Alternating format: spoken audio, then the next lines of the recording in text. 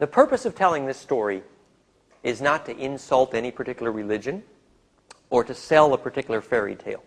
The only purpose of telling the story is to give us a sense of real purpose for the gene pool and soul group. You know how we talked about Australia as having a potential role as the crest of the wave of spirituality from the legend of the golden dolphin circling the planet? So the refusion of the soul group could happen here. So Australia gets a little sense of soul purpose. It creates a bit of national identity. Well, now we have the planet. And the planet imagined itself to be an orphan in that we imagined that the DNA on Earth came from Earth. That was a mistake. Clearly it did not. Some evidence that the DNA on Earth did not come from here include, if you take the Sumerian alphabet, the Sumerian glyph structure, and you shine lasers through them, you fabricate subcellular structures in biophysics. The Sumerian elixirs of the MD microscopist George Merkel in Texas. So clearly the Sumerian alphabet is an optical waveguide system for creating cellular metabolism. Lots of evidence. Sumerian elixirs. Evidence B, the Hebrew alphabet is the tilt angles of a magnetic domain referenced by the symmetry of the tetrahedron in order to tilt DNA codons into a tetrahelix they call a golem. So that the Hebrew alphabet was a software environment for interventionist genetic engineers. Okay? So these are two examples of the origins of language on this planet being specifically evidence that the origin of culture on this planet was, in fact, interventionist genetic engineering. Now, in fact, the major issue of our soul group today is the fact that our DNA is getting dizzy because our genetic engineers do not understand how to make a soul. This is a problem. So here we are, Groundhog Day.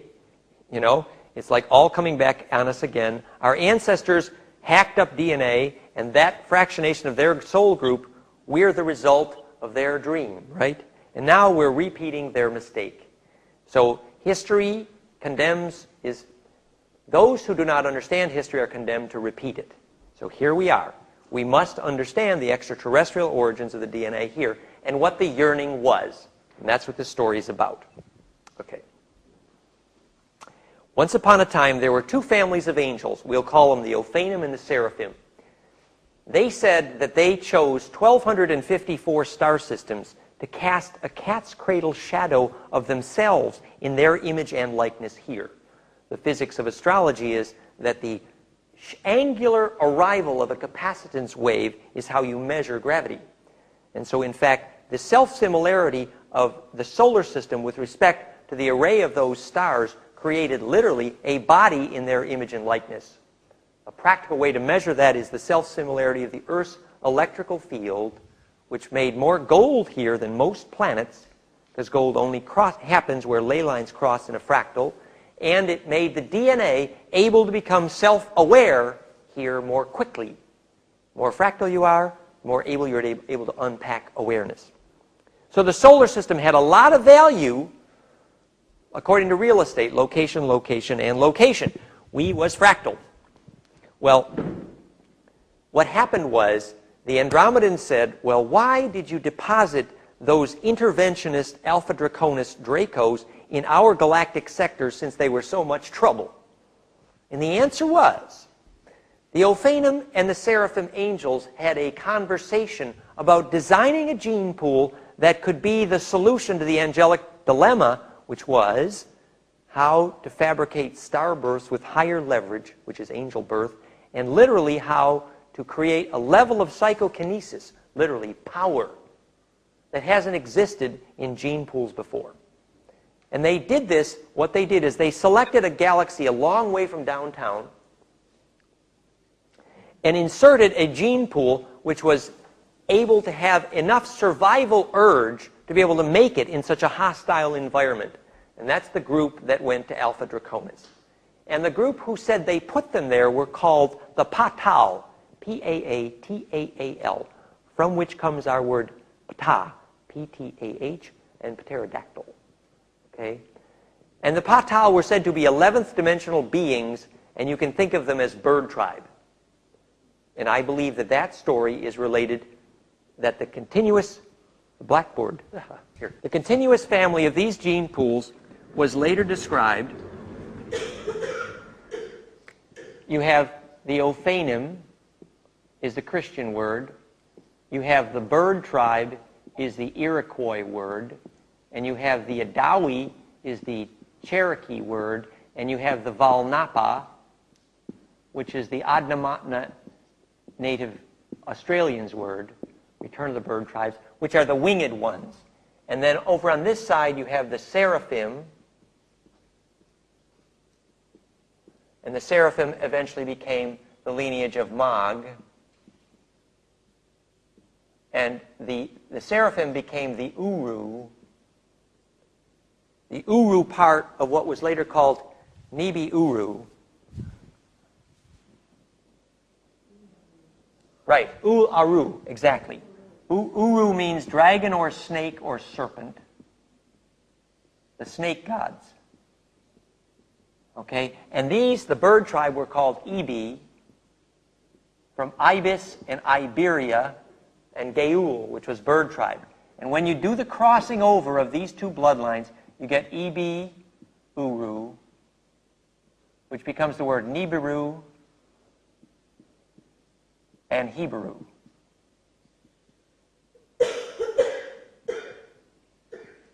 And if you ask a Hebrew rabbi, he will tell you that the word Hebrew means crossing over.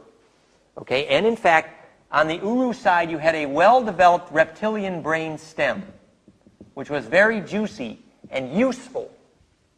Okay? And on the IB side, you had a dog or bird-shaped brain, the dog-bird brain, from which comes our word Dogon and Daganavida. Daganavida, okay? And this becomes the dog bird, and the group that was the characteristic of the dog bird brain is called Wealawa, and you can read about them at wealawa.com, actually. And the story was that the Orion Queen Mag seraphims had won a high percentage of the inhabitable planetoids in the Orion sector, but a truce was called when they realized the dog bird brains, the Wealawa, would accept in marriage an Orion Queen matriarchal telepathic Mag in marriage with each king on a planetoid of the dog bird. This is very ancient galactic history as told by Robert Morningsky Hopi in the book Guardians of the Grail. So, but this becomes remnant in later history when the Syrian blood behind Jesus Tutankhamun accepts in marriage the dynastic union with the Mag blood, which was said to be the royal families of the Essenes, but the royal family of the Essenes is actually Egyptian, and it's important to know. But that's getting ahead in our story. So, we're trying to get a sense here of what's later described as the war in heaven. What happened was, apparently, a certain portion of this bloodline had begun to use, had come to the belief that you could speed up evolution by mating mechanical structures directly to biological structures. So you have a mechanical bio group called the cyborg.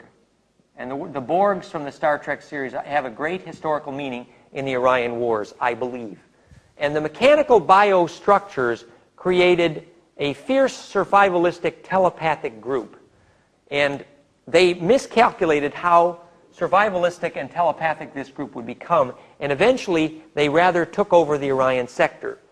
The upside of this was they were able to survive better. The downside was they lost passion.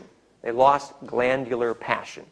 And the story of exactly how this happened, which Corinna did at this live King Cobra snake blood ritual with Montauk Chia in Bangkok, basically was, if you see through the snake blood's memory line, you see that there was a drastic war in which the Orion Queen Mag warriors, which I believe at a later time came to be called the Jehovah warriors, Yod-Heh-Vah-Heh, warriors, in the Orion Wars. And Enlil took the name Jehovah much later for Yahweh. And so what happened was there was a battle, and a nuclear beam hit the portion of the Mog lineage, and what happened was after that they had 2 hearts. And the evidence is rather extensive that the Dracos at Montauk and Dulce had 2 hearts, here and here. Highly telepathic, hard to kill. Very powerful, okay? And this became what later was called the Nephilim.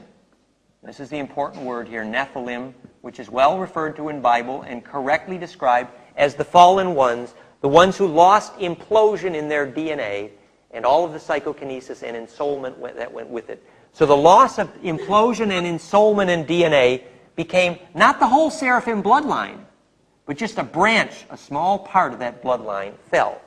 But the part of that bloodline that did fall was a big part in the recent genetic engineering in our planet. And the whole seraphim angelic family is heartbroken about having lost a fractionated piece of their soul group. We're not saying the seraphim are bad. The word seraphim here comes from Asaru. Asaru. The Asaru was the name for the Orion Queen warriors, Asa, which then becomes our word Sarah, which we'll see later, means wife of Ra, the sun god. Okay? Well, that's a sort of galactic history. It's a big picture. The Empire Strikes Back, the Holy Orion conflict. Earth's history is just a recent skirmish in the Orion conflict. You can see the result of the Orion conflict by simply looking at the local picture in the galactic sector, and you see the spiral arms of the section of the galaxy around Orion is screwed up. Literally, the stars do not fit a spiral so well. The fabric of time got fractionated because of the Orion Wars. We cannot die. We have seen the starships burning off the shoulders of Orion. Remember Tron? Anybody knows what a Tron is? Tron is one who can remember the phase angle between the circle and the line, and thus carry biological memory through time travel interactively. Remember, interactive dynamic, I'm going fast here. Interactive dynamic time travel is the solution to the arriving predatory ETs at wingmakers.com, which is a site I highly recommend, wingmakers.com, along with lettersfromandromeda.com. The only thing wingmakers.com gets wrong is the source of the BST, blank state technology, interactive dynamic time travel. They regard it as a mechanical problem. It's clearly a psychological problem as well. To get interactive dynamic time travel literally means you need to be a time lord, right? Able to travel in time interactively. When your DNA goes through the speed of light, it necessarily inhabits time. And the time fabric itself must be fractal, and that was an Ophanic agenda, the repair of the fabric of time, which later becomes a Templar agenda. But we get ahead of our story. The question sort of was, who set up whom here? It gets to be a bit of a catch-22. Let's play with that. Okay, and that's your question, too, in a way. Well, who done it? Well, that's the big picture. That's the Orion Wars. Now let's get local. And by local, let's visit the star Sirius at the time when the Orion sector Queen Mogs have run and ruled with terror a high percentage of the inhabitable planetoids. And the regent at that time was a fellow named An, or An-Tu, from which comes our word Solari-An, and Tuatha-De-Danann, which means the sun gods or the people of the gods. An, Anu. Anu was the regent and the Syrian sector who was responsible to the Orion contingent, literally equivalent to what was described as the trading houses in Dune. And An had 2 sons. An's 2 sons, let's look at him in the center. An's 2 sons, he had other children, but his 2 sons were Enki and Enlil. And Enki and Enlil were the brothers of East of Eden, which is the basis of the Arab-Israeli conflict today. And An's 2 sons had the same dad but a different mom. The dad was An-Tu, who was this regent on Sirius. The different mom was the fact that Enki's mother was a high-winged Draco, whose blood has not fallen. Sometimes the word for the winged Draco is called Siakar, and you'll see that in a few places in the literature. And it relates to the Christian word for cherubim. Okay? So at any rate, Enki's mom had winged DNA. And the winged DNA means if you're clairvoyant and you look, you see that the arc angle of magnetism leaving their heart appears to have wings. It's implosive. the bird tribes, the winged ones. So Enki had a mom that allowed him to learn the skill of ensouling DNA. Now that's not a mystery to you now that we've spent 2 days saying exactly what it means to ensoul DNA. Remember, how do you turn lightning into ball lightning? You teach the tornado to eat its own tail, right? Well, that's how you make ensouled DNA, and it's how you bring people back from the dead. So later when Enki's kids, which becomes the Jesus Tutankhamun story, you can understand why they only were able to ensoul DNA and bring people back from the dead. Whereas Enlil, mom was of the fallen DNA, so Enlil becomes the conservative brother who says, well, we got to follow the rules. And the Orion Empire from which, see, the Orion Empire paid a huge investment for the artificial mining planetoid called Nibiru because they needed the gold powder desperately. Sitchin says they were using the gold to repair the atmosphere of the home planet, which is true, but it's a cover story. The fact is they were eating the gold. And they were eating the gold because they were addicted to the gold powder. It was the only way they could speed up their DNA after they fell, the Nephilim, right? So Enki takes the name Ea, for whom earth is named. And later he takes the name Adon and Adonai as Tutankhamun. And Enlil and his lineage is that of Thoth, Hermes, Akhenaten, and Tutankhamun. And the story of Tutankhamun was later lied about, and the myth was changed to the story of Jesus, which is really the story of Tutankhamun. So that lineage there is the bloodline of Enki, whereas Enlil took the name Yahweh and Michael, Mikael, and Mikabo, after Michael, became the word for God in most of the native Indian languages, and Mikabo means literally Enlil. So here you have two arriving brothers along with the sisters Inanna and Ninhursag, and they arrive in this artificial gene splicing planetoid Nibiru, towed into orbit as it were here. And this family called the Anunnaki get really bored and angry having to dig up the gold themselves, so they have to make some gold mining slaves. You heard this story before, and that story becomes Adam and Eve. Basically, what happened is they took Cro-Magnon. First they took, Enki did it, Enlil just copied, but he took Cro-Magnon's sperm and put it in an Anunnaki egg, and they made the first, what were called Takadama. Takadama means Borg or donkey from Orion. A Tak means Orion, and Adama means donkey or Borg, from which comes the word Adam, as in Adam and Eve. And so these first genetic experiments were not fertile. This was very crude attempt at cloning. These guys were klutzes, okay? And so when we mistranslate the Sumerian and call it the Bible, in fact, we're describing some very low-level genetic engineering.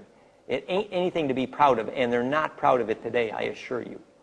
But just to give you an idea of the shape and appearance of these beings, I'll just show you. I think, did we look the other day at the Lion Place? Lion Path? Lion Path, here it is. So here's the Sumerian goddess statue. Okay, also this is Sumerian goddess figures from the Ubayyad, but somebody correctly pointed out that these statues are much older than Sumeria. Sumer means more than South Sea. It also means in the lineage of the Merovingians. And this is the interventionist Anunnaki, sometimes called Anuhazi, which relates to our story of Anasazi. And this is the Dracos. So the Draco bloodline from Alpha Draconis, Arrakis was a planet in Alpha Draconis. The star map of Alpha Draconis is at Senshi in China and Angkor Wat. Okay? So here you have the interventionist Draco, and here you have the crossbreed Anuhazi, and here you have the winged Draco Siakar. And here you have the Sumerian goddess statue. Now here's the morph.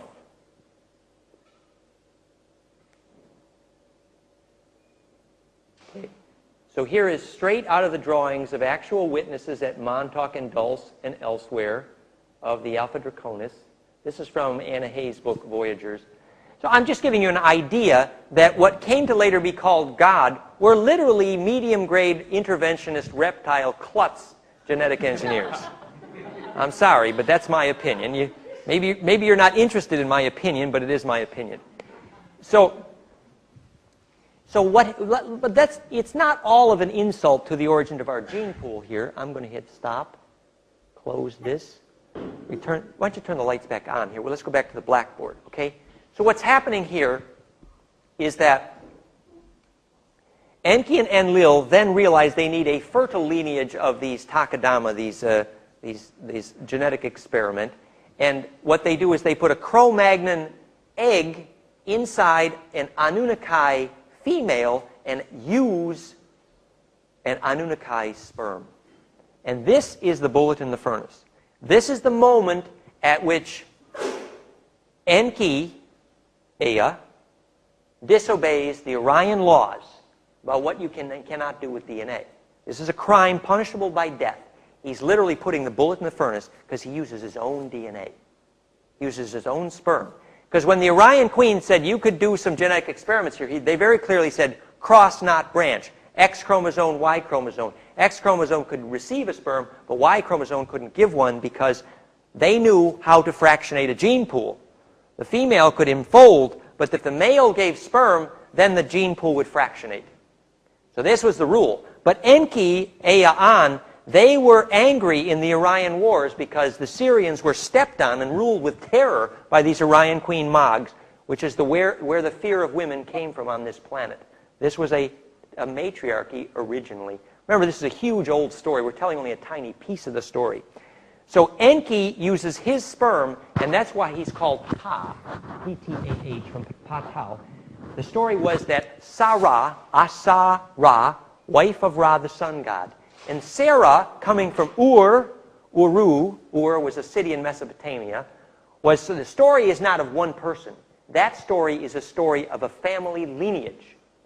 The Asaru came from Uru, the snake capital, and to Egypt, and Ptah, Enki, fell in love with Sarah, and Ea, Enki, did fall in love with his own genetic experiments, no question. He had his weaknesses too. And so he gave sperm to a Asaru, and in the Cro-Magnon egg, he gave sperm in Ninhursag and Inanna, and the child there was Eve or Isis. And that was the first fertile human female. And so what he had done, this is the bullet in the furnace. The bullet in the furnace that's exciting for you and me is, in Ea's sperm was some of the high-winged ophanic DNA. That was highly psychoactive DNA that the whole Orion Syndicate had no idea how explosive this bullet in the furnace was going to become. So the evolution of that DNA, that memory line, that winged one, can grow up in us, and this is the lineage here. This is what became known as the Disposani in the Holy Blood, Holy Grail series of books. This was, now from here on, now you can pick it up with Lawrence Gardner, who tells only the nice side of the Dracos. Lawrence Gardner is the positive public relations for Alpha Draconis. Okay? And the book specifically is Genesis of the Grail Kings. So here he picks up the story now. Cain, which was the success of the genetic experiment of Adam and Eve, from which comes our word king. The children of Cain were Ea Enki's attempt to fractalize a soul group, make DNA that could go back into the stars. Because Ea Enki, if you read the story right, is basically stuck here. If you read the story in Secret Places of the Lion, he's called Merkaba.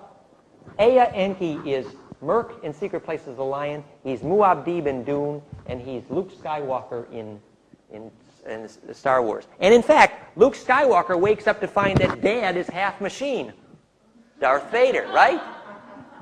And Muad'Dib in Dune wakes up to find that Dad, Harkonnen, is half machine. Guess what? Dad was half machine, okay? That's the problem here. That's our history. So what happens then is that Ea Enki and his bloodline through Thoth sets up Atlantis, which was called Thule, to try to protect the ensoulment of the bloodline from this lineage here, Enlil, Yahweh, Michael. And this became Amun, from Amun-Ra, which was the name of Yahweh's followers in the early Egypt. And this is why Tutankhamun was forced to take the name Tutankhamun, because his dad, Akhenaten, had to run for his life in the deserts when he tries to boot the Amun-Ra priests and Leel's followers out of Egypt.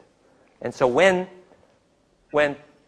Akhenaten runs for his life in the desert from the priests, Amun-Ra priests, whom he tried to boot out of Egypt, he had to change his name to Moshe, which means son of, which was shortened to the word Moses. But the thing is, Moses got away with the money, made the pharaohs very mad. This is the book Copper Scrolls, the origin of the Essenes in the life of Akhenaten. And so when Tutankhamun goes out to the desert to try to save the life of his father, he gets strung up in a tree. And that was one of the beginnings of the Jesus myth. And you can read the academic justification of the fact that there was no evidence for the life of Jesus in the time of Jerusalem at all in the book Out of Egypt, and also the book House of the Messiah. So clearly the confusion over the Jesus myth is an intentional confusion right here in the Yahweh lineage, who does not want you to know that all of the royal families of this lineage, which became the flagship of Hebrew, all of the royal families came from the blood of Enki, because only Enki could ensoul DNA.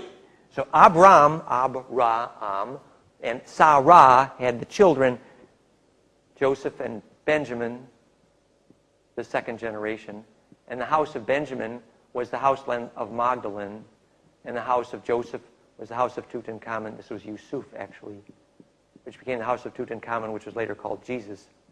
And Tutankhamun's partner, Akhenaten, becomes Magdalene, and you can see the alabaster jars in the cartouche in Egypt. That's all in the books. What it is here is you have a lineage which has taken the view that only obeying the rules about hygiene for DNA can keep the family group intact. Because this group here basically has no skill to ensoul their own DNA. So naturally they would be susceptible to all the additives that actually create sustainable DNA. This group believes in external sources of fire. Okay? So from that point of view, they have no choice but to actually use the only good DNA around, which came from Enki. And Michael became a dragon slayer, literally because Michael was trying to slay the winged Dracos, who was Enki's mother. Okay? And Mikael means from the black hole into God. It has to do with the word for alchemy. It's another story. So the bird tribe is the remnant winged high form of the DNA in Enki. So the return of the bird tribe is literally the story of the return of Enki, which is the title of my new book and the title of Zechariah Sitchin's new book. So where's the serpents and the birds cross? The serpents and the birds cross right here, Ebi and Uru. The high form of the serpent DNA, Uru, Kumara, for example, means Draco, dragon, or serpent in South America, Sanat Kumara. And the Ebi is Ibis iberia bird train. The Uru is the evolution of the reptilian brain stem. The mouth of Uru, the mouth of the reptilian brain stem, is called amygdala. A-M-Y, amygdala, which means amygdala. And the shape of the amygdala is a half of an almond. The name of Mandelbrot means almond bread, right? And so the amygdala is the place where the serpent brain dumps the testosterone poisoning into the bird brain. So at that point, if the bird brain can hold the serpent brain in a vice-like grip of a raptor, then the reptilian brainstem can dump its juice into the high bird brain, and the serpent feeds the eagle, and Quetzalcoatl returns. That's the point. That is the point.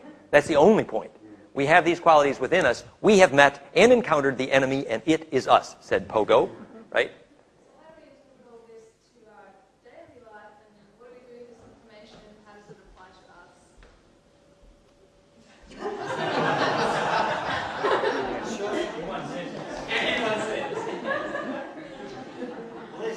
Well, we have a conflict. We have a conflict in Israel, and here you have the people that did not know how to ignite their own fire, gathering like a hive mind around the little remnant source of fire that's still there, the Dome of the Rock, etc., Solomon's Temple, were all names for the geometry necessary to ignite fire magnetically, trying to make a hive that could redeem this DNA. Because remember, these fallen interventionist Dracos now, after they shut off the time doors at Montauk in Incunabula and places like that, there was no place for them to go. They're stuck here. So they're stuck here with their own genetic creations. And the sun is about to burp, which means the people who can't time travel without heavy metal are just as bad as a vampire getting toasted in sunlight. Oops. And those are the same reincarnates who put up HARP to try to create an isolationist cocoon in the solar maxima. They're the same ones who cost the atmosphere on Mars. It's a recurrent attempt to create a fractionation in the fabric of time to isolate those whose DNA cannot get up to speed enough to go into the stars. So that controversy plays out here on Earth between those who will and will not take responsibility for the direction of DNA. So basically, by making the choice where you're going to take responsibility for the direction of your own DNA, you essentially vote in these Orion Wars, which on Earth is called Arab-Israel, but it's a microcosm of a bigger conflict. The Greys, or the Coomer, of which there were many different species, came from Zeta Reticuli, and they had suffered under the genetic engineering of the Alpha Draconis here centuries ago, actually millennia ago. So the Greys were at the stool pigeons of Alpha Draconis here. So for example, when they said the Greys tricked Eisenhower and Truman into accepting abductions after World War II, here's Eisenhower, right? He just won World War II, and then they staged a show for him, showing them that the Greys, ETs, could swat his best aircraft like flies, right? So Eisenhower had such a huge ego, he couldn't admit to the world that he won World War II and lost to the ETs. So instead, he signs on the dotted line and says, okay, you can do abductions. And a few months later, he finds all his best military leaders have been shape-shifted out. There's a detail. Can you comment on David Icke? Yeah, I think David Icke is right. I think if you take David Icke and Gardner together, you get a little picture there. And the Montauk survivors, right? The worst thing to do is ignore it. That you should not do. That to me, that's head in the sand, kids. It ain't appropriate, right? So what happens is here, the Dracos used the Greys as kind of stool pigeons to trick Eisenhower and Truman into accepting that treaty. The Draco who was in charge supposedly was a guy named Typhon, which you can read a book about in the book called Genesit in the Holy Blood, Holy Grail series. The other Draco that was involved later was named Charlie. He was the one who ran the Montauk thing. And they were abducting teenagers to steer the time chair. Very educational piece of the puzzle there. Why did the Dracos from Alpha Draconis need human teenagers to steer the time chair at Montauk? Anybody know? Pardon? Well, organ energy, it had to do with the fact that precisely the inability to have DNA that's up to speed enough to travel in time is their soul group fractionation problem. Their fallen DNA, lack of ensoulment, meant that they could not steer the time chair. In fact, the name for the guy that could steer the time chair at Montauk, and all he did is he sat inside a big capacitor that looked like this, called the decadelta antenna. You sit inside a capacitor like this, and the acceleration is called time travel. Well, the guy that sat in there to steer was called the time empath. So it is empathy that sucked into you through the speed of light, the experience in time. And the empath is the one who had the most empathy. Well, they could predict in advance which teenagers they could abduct to steer the time chair by doing a spectrum analysis of their DNA, which is what I propose we do to prove to the genetic engineers they're costing our children their soul.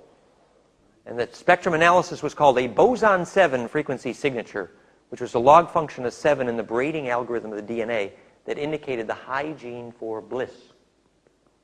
And so you could tell in advance who could travel in time and not come back scrambled eggs. Right? So from this point of view, a lot of the religious experience on Earth is mostly an astral milkhouse. Yeah? And that many people think, well, if I went to church and I got my astral juices sucked out of me, I did a service. Not necessarily. Right? It's when you can steer your own astral bliss and take responsibility for the direction for that you're no longer susceptible to parasites. So this is the whole little piece of the puzzle, little brief summary overview now of a picture that brings us up to the present time. So what happens? Well, the lineage of Tutankhamun, later called Jesus, was a bloodline of Thoth, who had a Nubian dark blue blood from Rigel in Orion, actually. And Thoth's children, through what was later called Jesus and Magdalene, become the royal families of Europe for maybe 1,000 years. That's called Holy Blood, Holy Grail.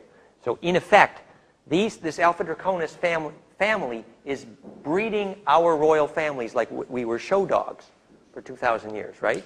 Not necessarily an insult to us, just interesting, right? Well, what happens is the blue blood of the Mag lineage becomes the story of Black Madonna in southern France, yeah, where the Marys went after the Jesus Tutankhamun story was over. And that lineage of those blue bloods, they used copper to hold oxygen in their blood more than the iron. The original story was that the blood was chlorophyll green blazed, and then when they were forced underground by an earlier nuclear catastrophe here, described in the Vedas, that some of them went underground and used iron to hold oxygen in the blood. Scandinavia, Iron Man, Adamic race, the red race. Whereas the remnant humanoids at that time went to Sirius and Pleiades, and it's from there that we get this On bloodline. And there they used more copper than iron to hold oxygen in blood and became the blue bloods. And what's interesting is the blue bloods wanted lower oxygen in their atmosphere than the red bloods. And so during a certain time in the Orion Wars, it was literally called the Oxygen Wars because the reptilian shapeshifters can't handle high oxygen in their environment. I specifically recommend that you pass a law that all voting done in your Congress happen in an atmosphere higher than 15 to 18% oxygen because all the reptilian shapeshifters would be out of your senators. Okay? It's very simple. It's very simple, yeah? And so very few people know this. But the physics is the fact that high oxygen is a way to select for high-grade DNA, because low-grade DNA, as we say, cannot withstand the presence of implosion. Finishing the story, so the remnants of the Templars, which was an organization set up to worship Magdalene, which was basically honoring the dragon line, okay, founds this Gothic cathedral array honoring the tantric swoon of Magdalene, and the day the largest navy on the planet disappears under the Skull and Bones crossbone, which is the Skull and Bones of Magdalene. Remember, this Orion Queen syndicate used a skull touch, a capacitive spark gap between skulls, to convey long-term memory when the Hive Queen would pass on the lineage. And this became the rite of Baphomet of the Templars.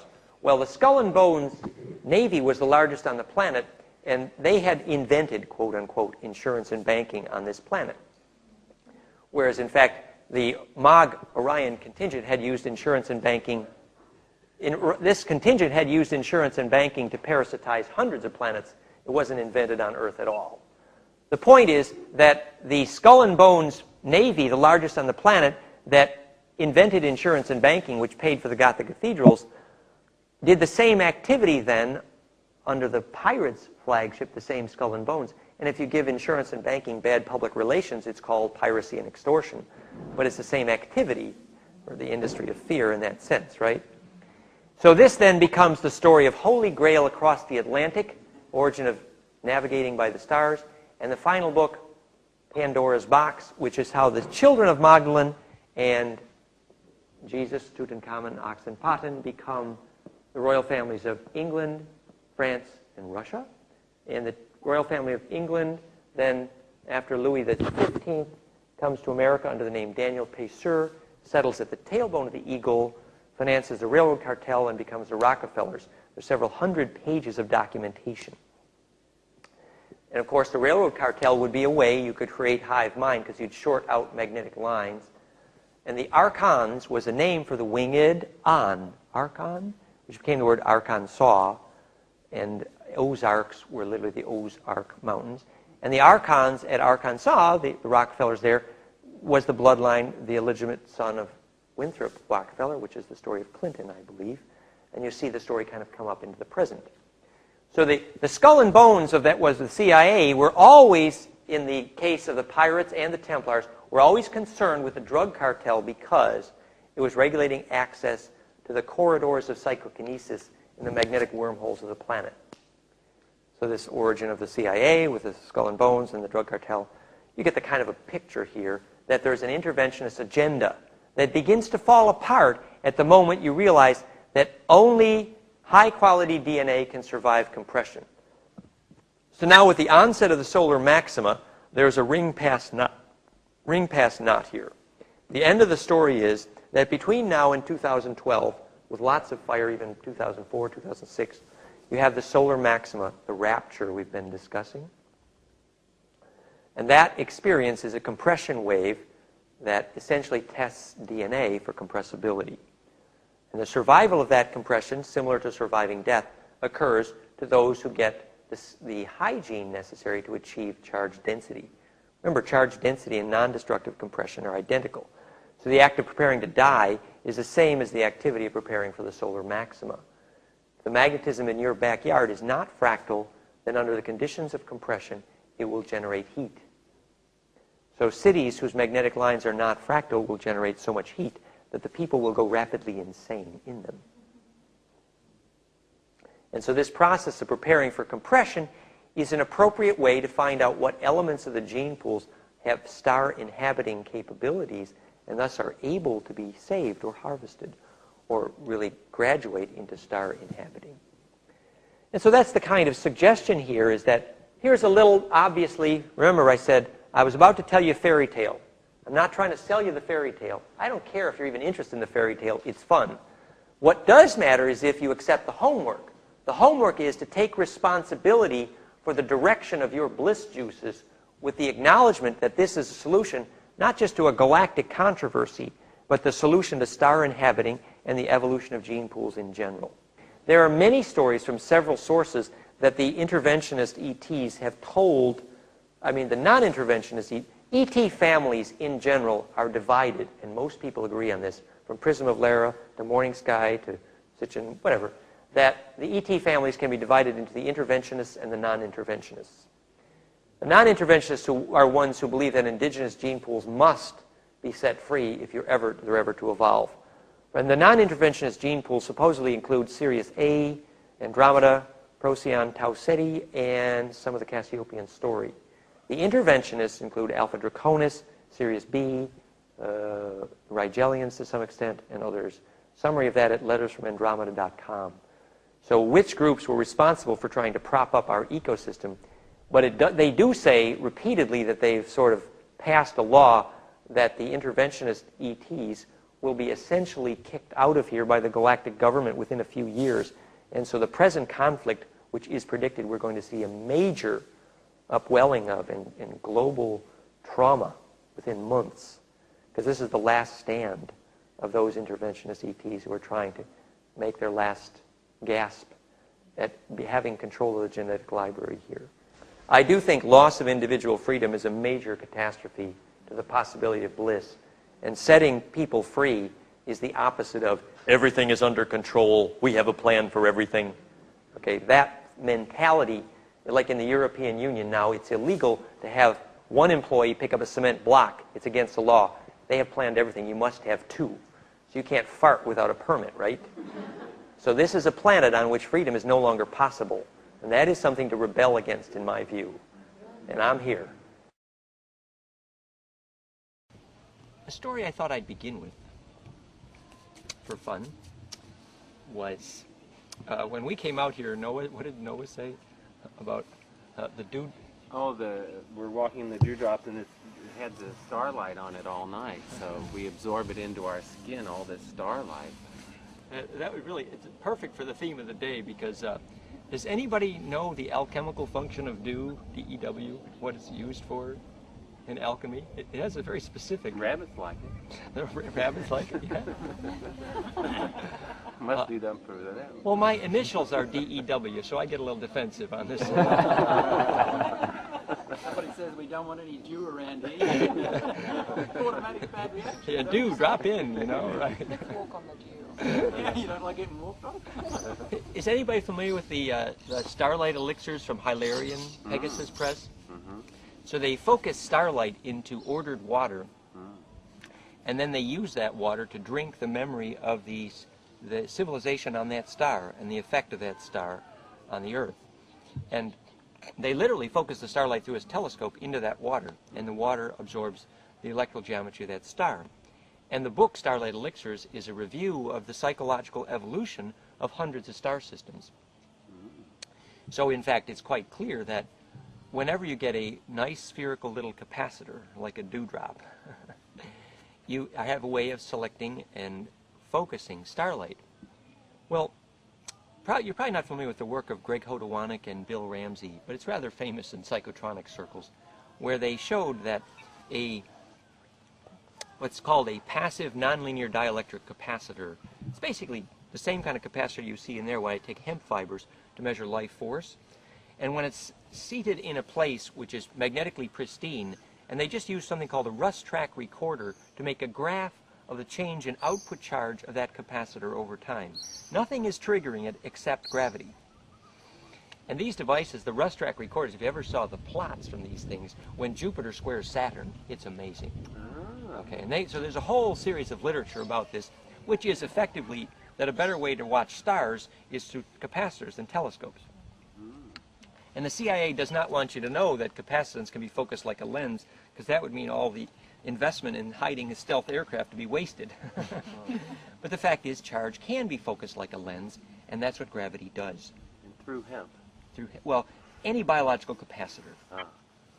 It's basically just a way of catching charge.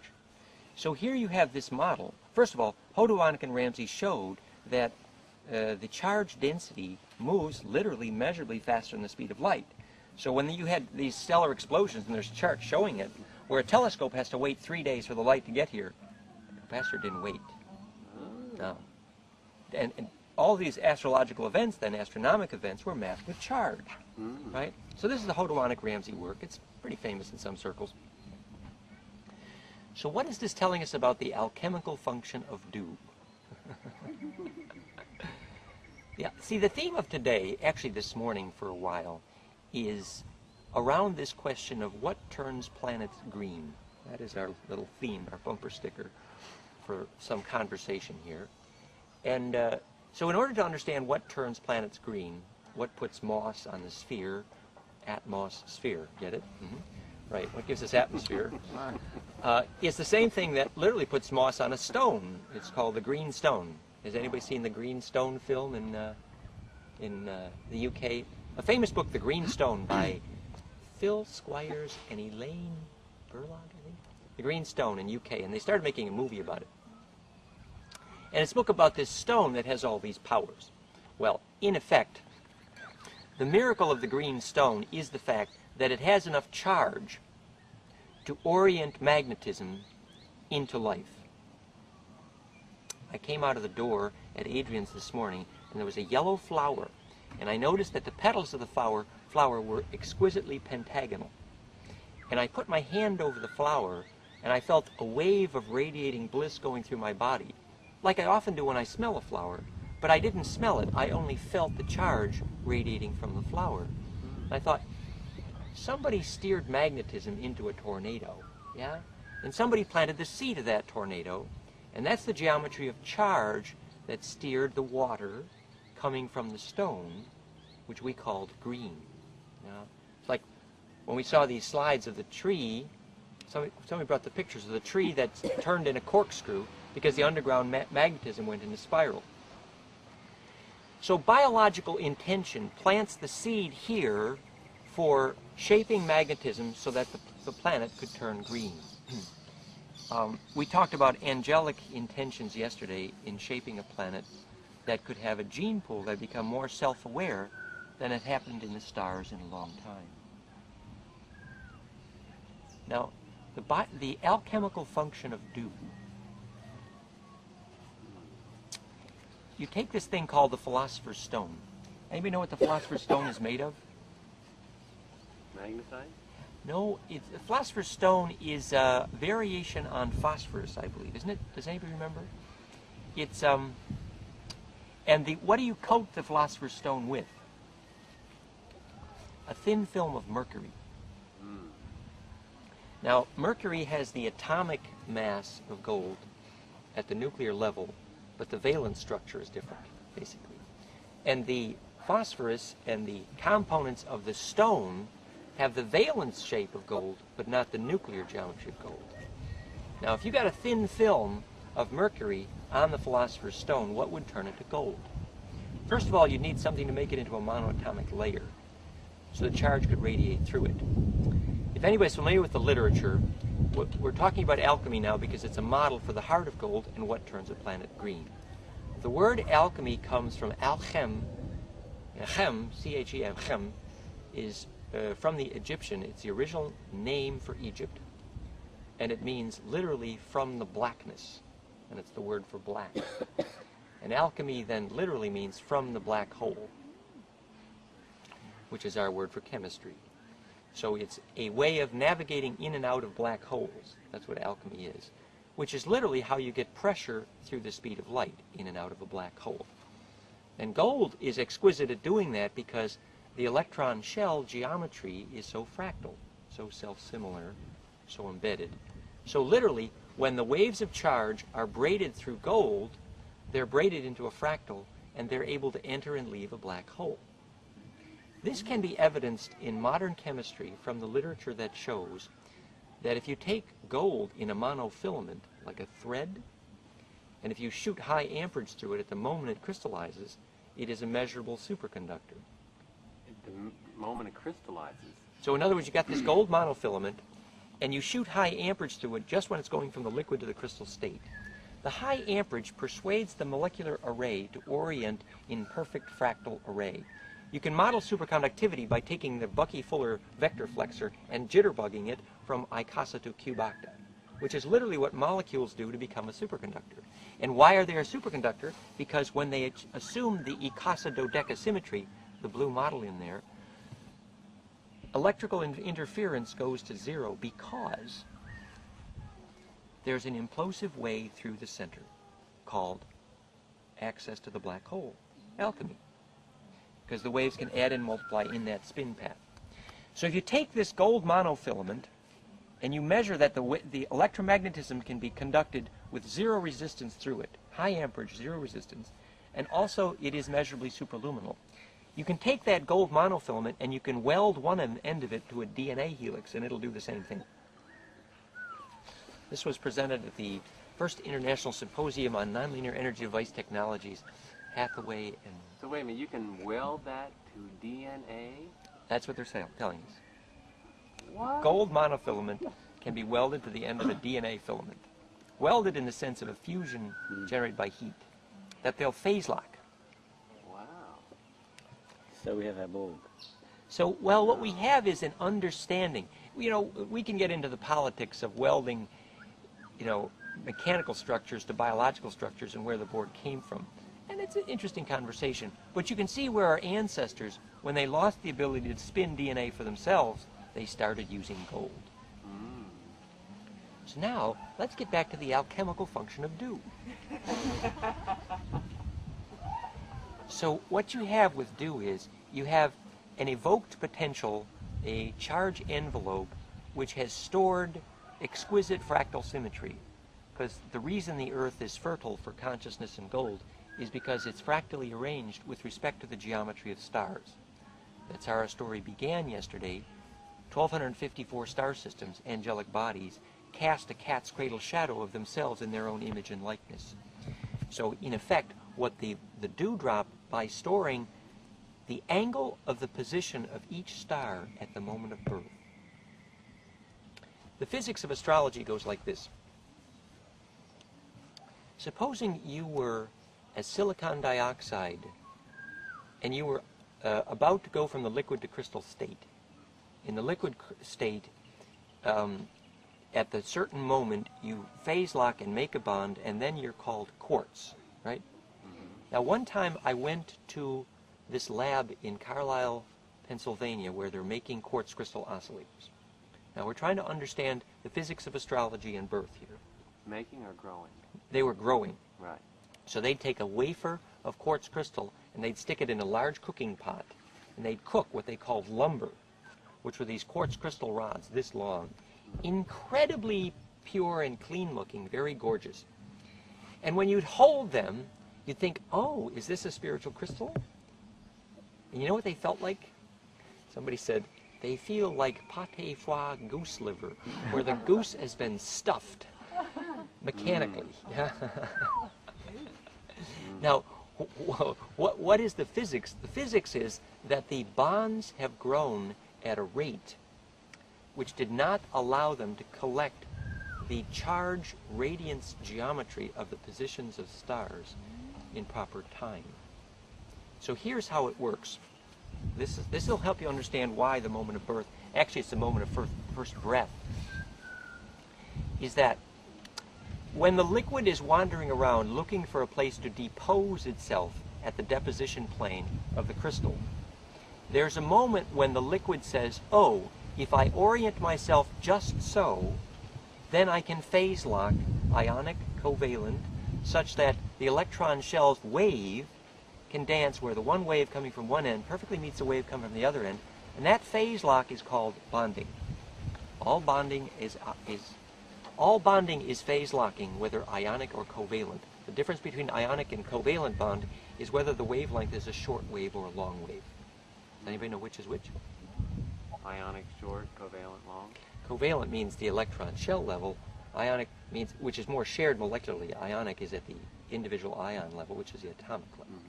So in either case, the moment of bonding is a phase lock. It's literally the violin string that learns that when you bounce the wave from one end to the other, if the wave comes back upon itself and meets itself perfectly halfway, scenes from a marriage, as it were, you get this phase lock called bond.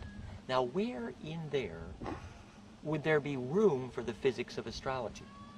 Because each time the phase lock occurs, you get a freezing in time of a geometry of a spark gap of a capacitive square wave.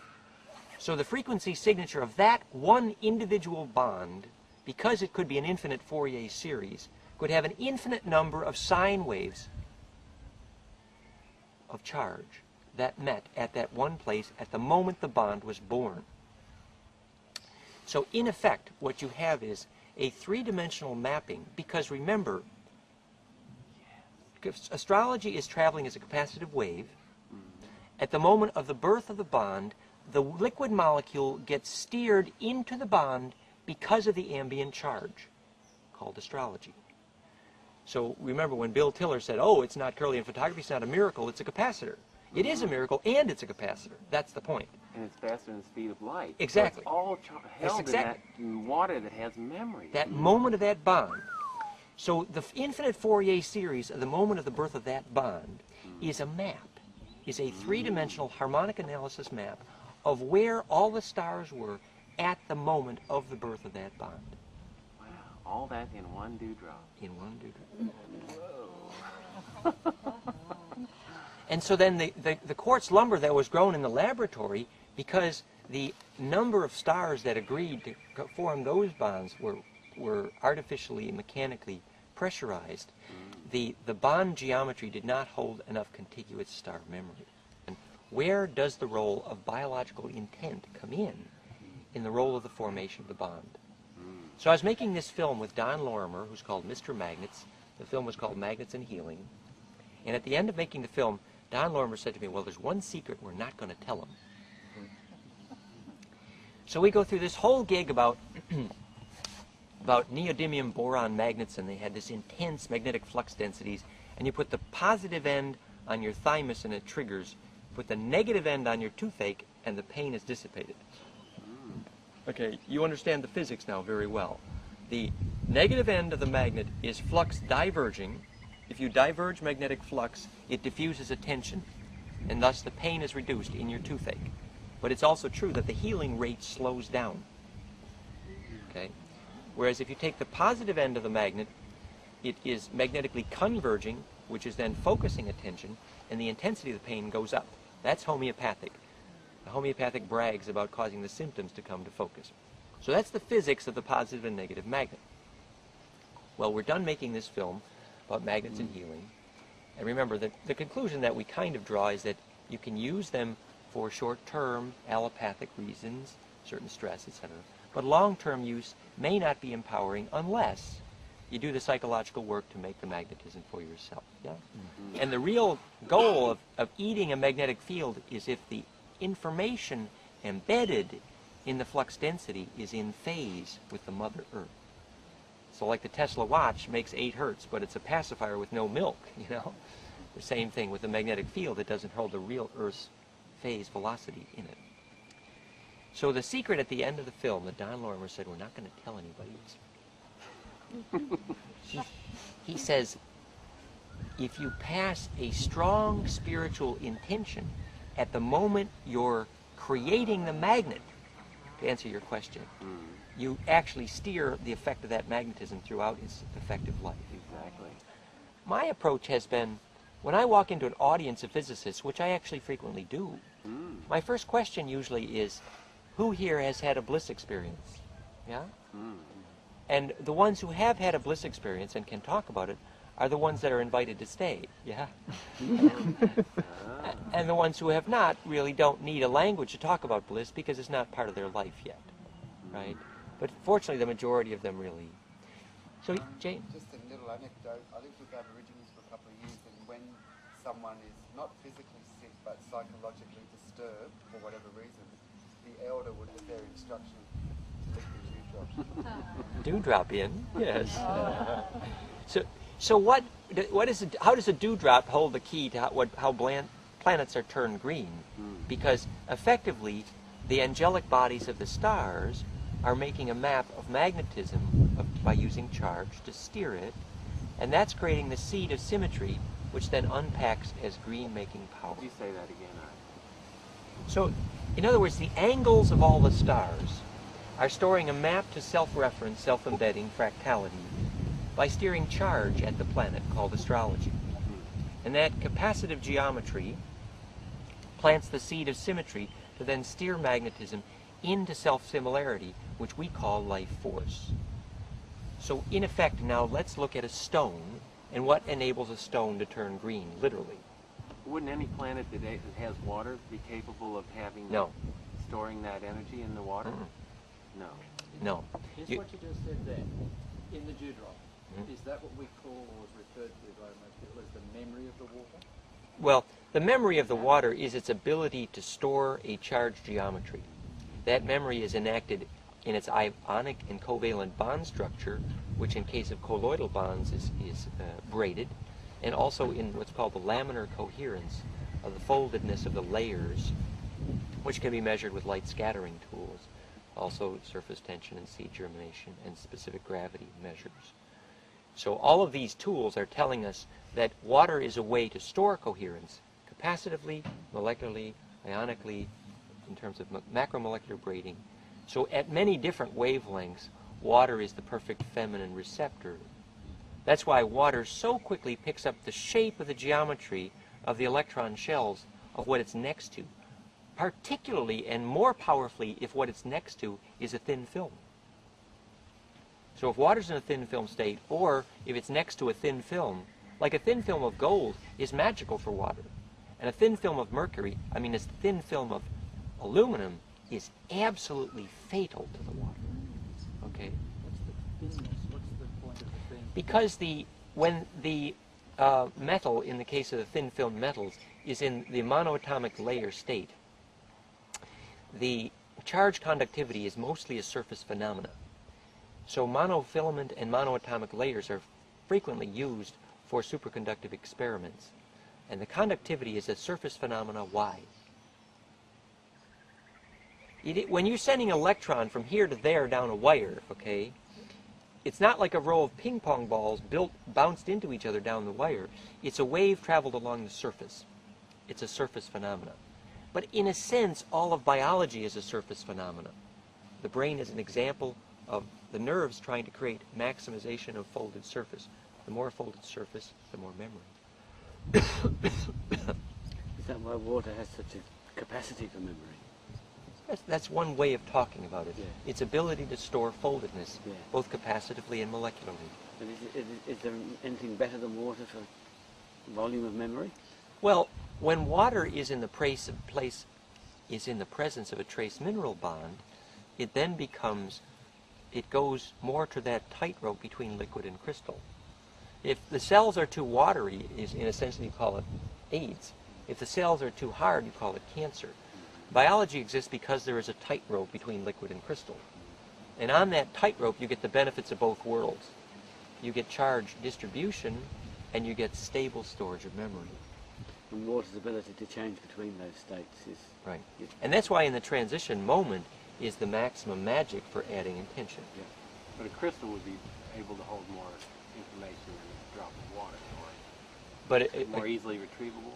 a crystal might hold it longer, but would not receive it as well. Right? It'd have to be programmed in. In other words, once it's a crystal, it's not as receptive. It's just like when you buy an apple, you're purchasing the capacitive field of the place it grew, and that's your food. So the same thing's true of the quartz crystal, right? You're purchasing the charge of where it lived. That's another reason for Yes, well said. So it's another reason for buying and consuming local produce, particularly if you want to have your dream spell affect the climate, because you'll then need to penetrate the local biosphere magnetically with your dreaming, which is a field effect. And in order to do that, you ground it by walking barefoot on the same earth for 100 generations. Then your dreaming genetically penetrates the magnetism of the land to the point of fabricating your climate, which is necessary for steering the sun. Remember when we said that the dolmen, Cydonia and Giza, were planted in such a way that the paramagnetic lens function of a dolmen functioned as a timing weight to modulate the spin rate of the planet to phase lock zodiac and stellar spins, yeah? So that here's the planet spinning, but the planet is now nutating and precessing. And the rate of the nutation with respect to the spin rate and the rate of the nutation with respect to the major stellar gravity locally have to be fractally in phase in order to stabilize gravity. And that's what holds atmosphere. Why does that hold atmosphere? Well, it holds atmosphere because the self-similarity of the fractality, or the embeddedness of the shortwave magnetic spins of the planet are what fabricate gravity in the first place. Remember we said how fractal or self-similar is the nucleus to the electrons predict how much gravity you get, which is why gold is so heavy. Where at a planetary level, the gravity on the planet is stabilized when the long-wave magnetism of the planet is steered to be in phase with the long-wave spin of the stars. And that phase relationship, when it's superlooping or embedding, stabilizes gravity. That's why in Star Trek IV, when the whales stopped singing, the ETs knew the Earth as a biological structure was dying, because the whale song circles the planet both in time and in space, and the whale's third and fourth generation finishes the same song they started singing. So it's such a long wave biologically that it can modulate or packet switch the thin film ocean piezoelectrically to be a packet switching Moire diffraction gradient, as it were. And that is how the Earth grid intentionally selects and fabricates viruses. So the more we cut down old growth forests with these tall trees and pick up the long wave, the more we infect ourselves with our own. The more the viruses become pathologic. Because viruses are basically a charge condensation of the Earth grid as a whole. The Earth grid's dodeca as a whole is the same symmetry as a virus. It's just charge compressed. So the Earth grid can't make DNA and viruses that are symbiotic to us if we break up the skin. So you're saying that some intelligence put these dolmens on Mars and here with the purpose of being able to train this information here for consciousness raising or greening the planet. But if we're in kindergarten so far from downtown, why did they choose here? There's a fun story. Has anybody ever played the computer software called SimCity and SimEarth? You played it. Yeah. It's a fun game. In SimCity, you modulate all the things that affect the life of a city, and you're playing mayor, and you determine whether your city breaks out in a riot or survives, right?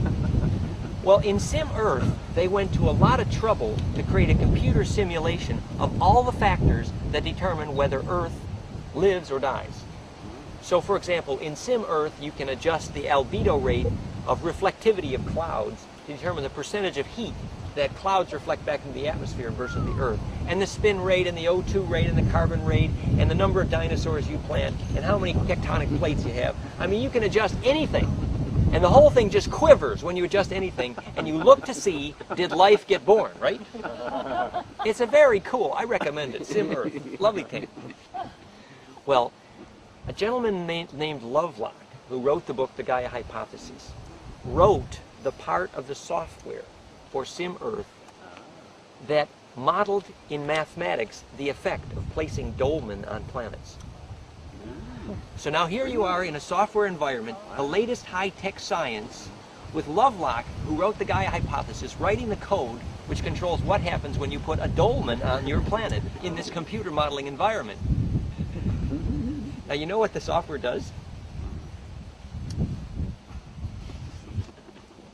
If you don't plant any dolmen on your planet, and remember what a dolmen is a big stone, but it's planted in such a way that it's a magnetic lens to steer magnetism into pretty pictures, which we then call life.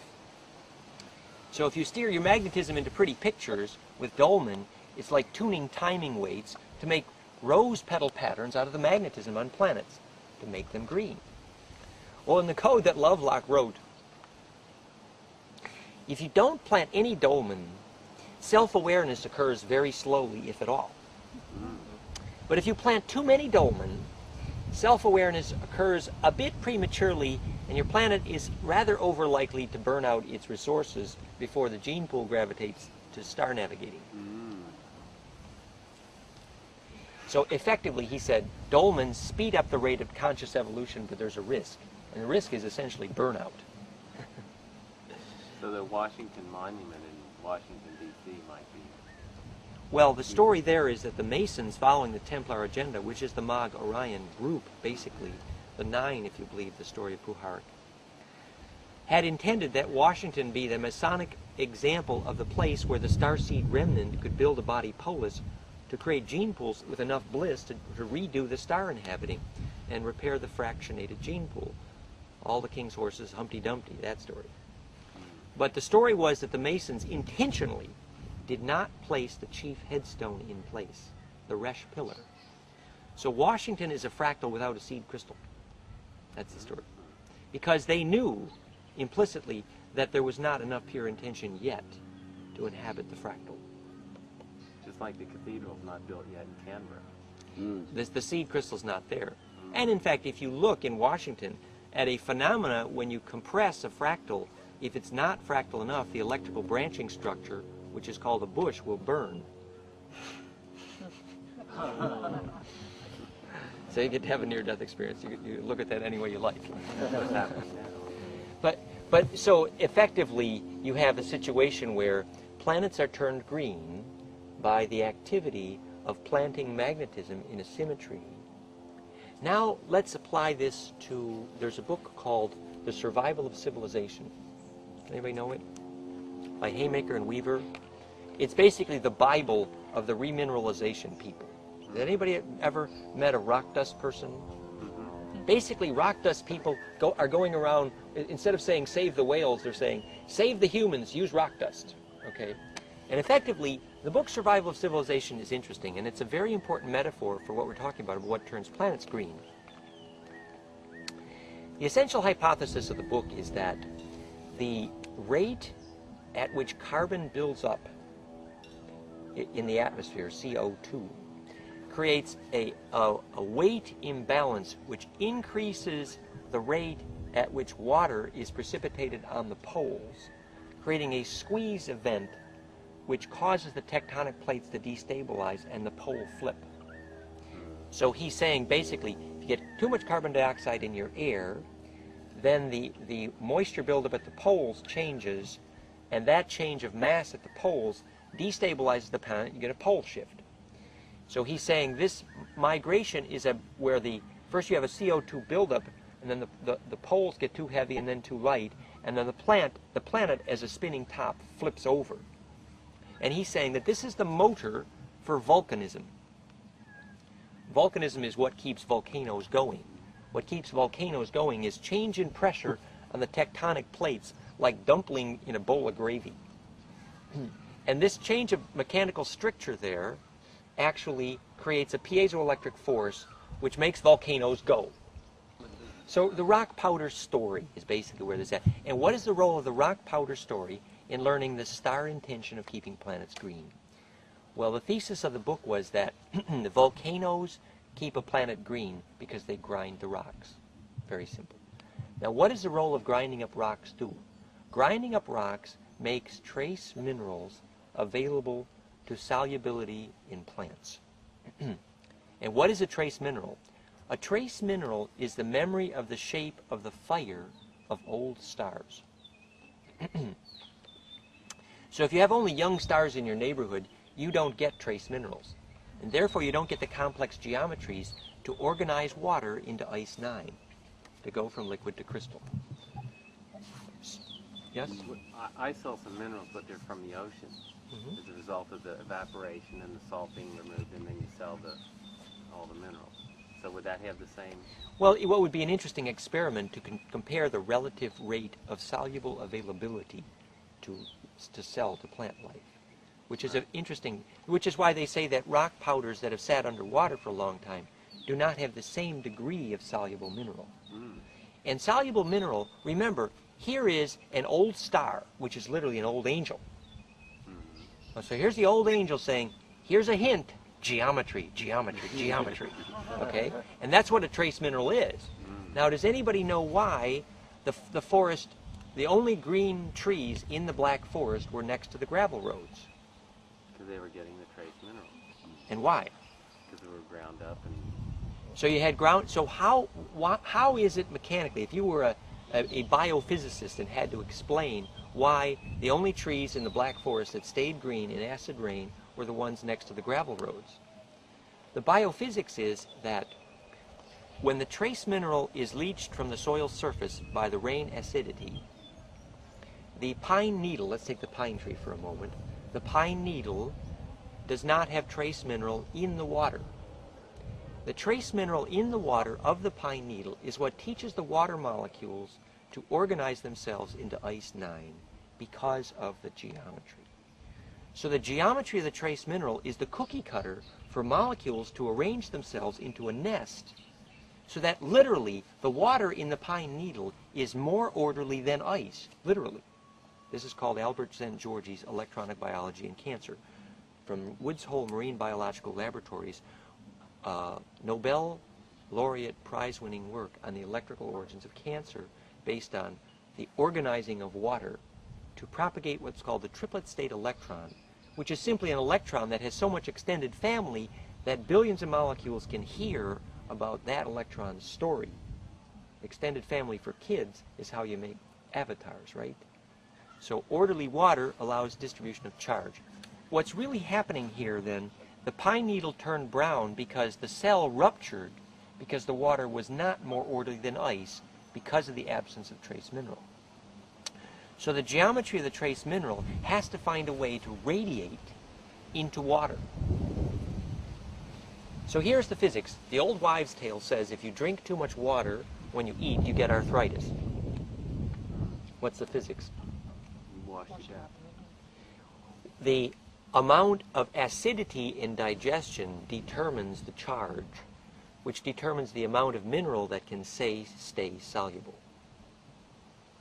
So if you reduce the charge, which in this case is the acidity of digestion, the minerals fall out onto your bone. It's called arthritis, right? But what is the relationship then if you have no bliss, if you're depressed all the time, you can't hold mineral because you have no charge. So effectively, it's charge that steers the trace mineral into solution. That process of getting a trace mineral dissolved is the esoteric nature of designing dopants in the theory and design of quartz crystal oscillators. Okay? In other words, you got this quartz crystal, and you want to persuade a little bit of trace mineral to tune the thing. The difference between citrine and amethyst is what? Actually, it's heat. What happens is you've got a little bit of iron that you persuade to function as a dopant, like one molecule among millions. And because it's at the center of the array, all the capacitive waves have to travel through it, and it becomes the cookie cutter and tuner of the array. So amethyst is said to prevent drunkenness, literally, because the iron is a place to bond oxygen, which holds fire, and mind inhabits fire, so you don't get drunk if you have oxygen, right? Whereas if you deprive the brain of oxygen, you call that drunkenness. Now, if you take amethyst and you heat it slightly, the deformation angle of the SiO2 slinky just does a little ratchet, and the change of bond angle in the helix of the slinky changes it from amethyst to citrine, and you see yellow instead of purple. So the point was the dopant was the trace mineral that steered the crystal around. Well, the trace mineral is the dopant in the water, and the charge is what steered the trace mineral to life, to embed.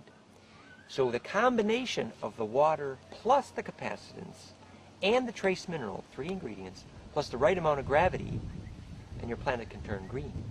The thing is, you see, if you get too much atmosphere, if you get too much gravity, you can hold an atmosphere, but you get no life.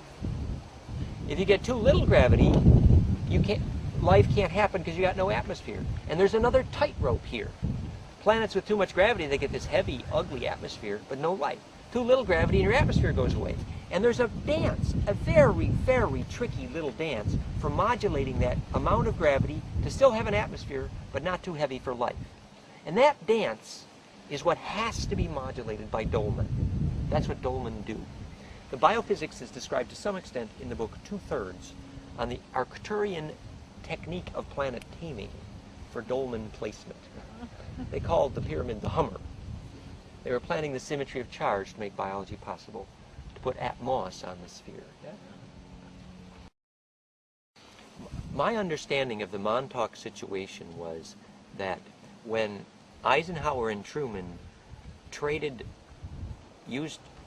were tricked by the Greys in accepting the treaty to permit abductions, the agent behind the scenes was an ambassador from Draco called Typhon. And that at that time, Eisenhower and Truman were given just enough time travel technology to get in trouble. And that's effectively what became the seed for what von Neumann tried to create, which eventually drove him crazy, nuts. He lost it. Johnny von Neumann, one of the most famous mathematicians in history, was intimately involved. So they designed an electrical circuit, first experiment with at Philadelphia, which could fold the electric to magnetic vectors back upon each other and create collapse. Now, they didn't barely have a clue as to the real principle of what collapse meant, but they got just a sense that recursive collapse could accelerate biological magnetism through the speed of light into time. And so these stupid dummies, and Tesla, by the way, was smart enough to say, you guys are crazy, you're rushing in where angels fear to tread, I'm out of here. That's what Tesla tells these guys. So anyway, von Neumann, they do this thing, and sure enough, half the sailors get frozen in the hull because they create this acceleration cocoon.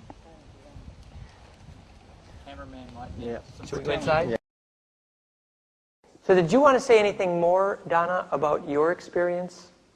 About that experience with the Greys, for example?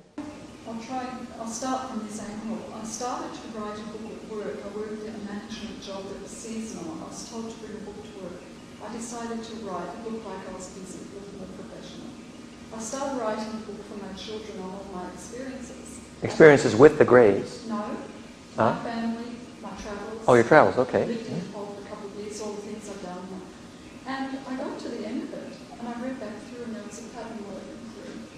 As I went back through, I found that the things that happened were really all connected. And I'd seen a landed UFO in 1975. A landed UFO. Yeah. In the 60s, I had an experience on a lonely road one night, which resulted in getting home, turning off the car keys, going back to the car to get the keys out, and finding the keys on the back seat, where I felt there was an entity. I was crippled. I almost drove the car off the road. But whether I was abducted up there, I don't know. But going further, I was living in Nepal, and this is the one bit that I think did it for me. I was sitting on the floor, blowing up an air mattress for my American partner who just got back to Nepal. He was over quite a distance in this room, and I'm blowing the air mattress up. I had a very quick vision of a very tall yellow being with a black cloak and a black hat on. Just like that. But there was this very weird smell. Mm-hmm. Yeah. My daughter was conceived that night. There was no other time that she could have been conceived. Right. When I did the workshop with Nicholas Screamer, Yeah. and and he spoke about this. I didn't know about it. I burst into tears. Right. And everyone went, oh, and he went, no, I'm feeling this energy.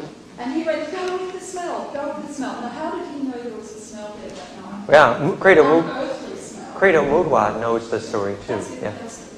Yes. So the other piece of your story that I think the people here might... Sorry, Yes? Dan, Yeah? sorry to interrupt. Yes, go ahead. Her birth had been predicted. Her birth I was... was terrified. It said, if you stay in this house, it was ancient language, it used thee and thy. It gave me her name. My partner wouldn't allow it to be used because we'd never heard of it before. It's now her second name. But I was so scared, I actually packed my house and was gone in 2 days because I wasn't ready for a baby. Leave it at that. But the other piece of the puzzle I think people should be aware of just for this conversation is you had some evidence that there was an interesting piece of indigenous blood in your heritage, correct?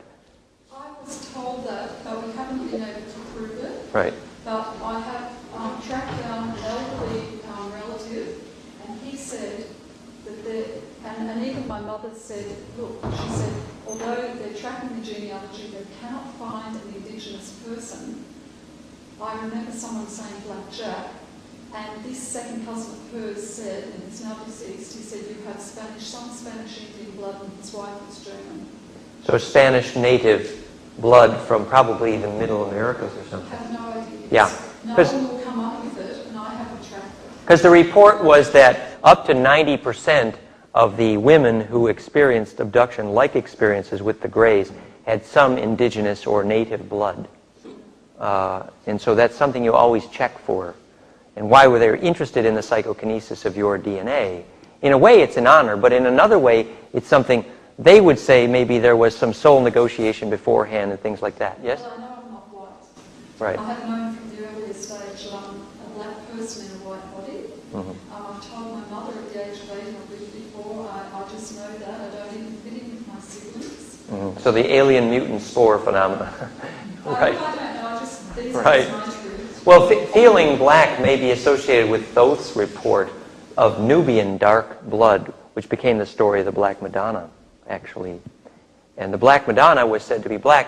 The high copper content of blood combined with what was Nubian, which is the story of the copper content of the Rigelian blood, we're led to believe, which supposedly is the Thoth bloodline, which is a portion of the bloodline of the children of Enki.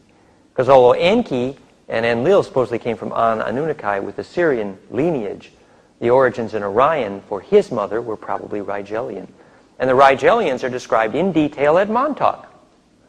Is there a book on this? Well, A website? the pyramids of Montauk and the other Montauk books are the source for the information about the Greys and Rigelians, although I learned about the Rigelians at Montauk from personal conversations with Al Bielek and Michael Ash, who was the chief time empath there. The Rigelians were not regarded as very friendly types, actually, there, but it fits the story very well. The part about Thoth's dark blood in the creation of the Black Madonna lineage through Oxenpotten, later known as Magdalene, was told in William Buehler and Simon and Maya's work out of Crestone, Colorado, which you can read on the web. The links are at soulimitation.com/Buehler, Buehler, where William Buehler's Templar work with Thoth in the repair of fabric of time includes many pictures, actually. We could dig those up. I have them handy here if you like. But what I wanted to do was get to try to sort this out now in terms of principles. So where were we? We were telling a story about Montauk, and we're trying to understand the extraterrestrial interest in our DNA, and we might get some clues to your abduction story a little bit, possibly. Not that we can figure it out for ourselves. Obviously, it's for you to understand. But we might have some clues. If we put our heads together, we might trip over something interesting. Well, I personally have, when I lectured in the international psychotronics circuits for so many years, I used to sit next to Preston Nichols all the time, the co-author of the Montauk books. Came to know him very well. And then when the teachers from the Ken Page Multidimensional Cellular Healing Group work with Drunvalo were at my farm, Ken Page's group, they had been invited into New York to work with a lot of the Montauk survivors, doing the psychological work to basically dehypnotize them to reassemble their fragmented memory. Because hypnotic memory loss is part of the Manchurian Candidate program, and that's part of what you're experiencing, pretty likely, is some hypnotic memory loss. And the memory loss can actually be comfortable from the point of view as, well, it prevents you from feeling disturbed about it. But unfortunately, spiritual evolution is, in general, the absence of memory loss, because the more you store something that's not felt, the more you create discontinuity of memory, which is the opposite of consciousness. It literally fractionates awareness. So particularly if there's any peak emotional experiences, good or bad, which you have dissociated from your conscious memory, you actually create a magnetic interruption in the potential for kundalini in your body, literally. So going back to sort out memory loss is a very important thing. And Ken Page's group calls it multidimensional cellular healing. You can find a lot of that on the web. There's an e-group. Just search on Ken Page and multidimensional cellular healing. Well, that group was invited into New York City by the Montauk survivors, and that's how I came to have conversations with Michael Ash, one of the Montauk survivors, who was supposedly one of the chief, what they call time empath, which was, remember, empathy is how you steer yourself in time, because the more you weep and feel for those you're seeing, the more your compassion sucks the magnetism through the speed of light into your body. That's the Nostradamus procedure. Okay? And so, what did I learn, or what did we learn about the Montauk experience? And that's where we were when the rain struck. What I learned was, as we said, that von Neumann and Tesla and others were induced by the government to do, at first they called it ship disappearance at Philadelphia, but later, when they set up at Montauk, they used a place which the Montauk Indians for generations had already been using for what was a form of shamanic time travel. So clearly there was some fairly conscious planning about using a place on the grid magnetically where there was already dimpling in place to fabricate this traveling in time, which is just an acceleration phenomena. Supposing you take an antenna of this structure, it's called a decadelta antenna, which is an array of capacitors, you create a compression wave at the center. It became the movie Contact, and also this geometry of compression that accelerates people in time travel. If you set this up at a place where the magnetism in the Earth is already fabricating a bit of a dimple, you create a place where acceleration is more possible. And that's why the grid magnetic lines are so critical to what's called time travel. And this became known as the concept of synchronic lines at Damen-Hur for the time travel experiments there. So, pardon? A stargate is another word for it. And all those words simply mean is places where magnetism converges non-destructively. Another practical example of that is if you look at the place where magnetic lines dimple powerfully in Portugal, it's at the Templar stronghold at Sintra, S-I-N-T-R-A, in Portugal. And if you read the article at soulimitation.com/Portugal, you'll see that Sintra in the South American dialects means rabbit hole. and you know what Alice in the Looking Glass and the rabbit hole does? It creates a place where the magnetism dimples and creates this inward folding vortex where you get both acceleration because of compression, which we then call gravity. And when the acceleration goes through the speed of light, the only thing possible is to inhabit time. And if you have the hygiene, the genetic coherence, to be accelerated in that way, you are said to be one of the L's, as in the Elohim, or the Shining Ones. And the name for that at Montauk was Boson 7, which was a frequency signature of the DNA, which when the spectral emission lines had log functions of 7, suggested probably a braiding algorithm in the DNA that indicated the coherence necessary to permit acceleration. Similar to the mitochlorian story in Star Trek, the prequel. What's the name of the young guy? But he becomes Hanukkah, right?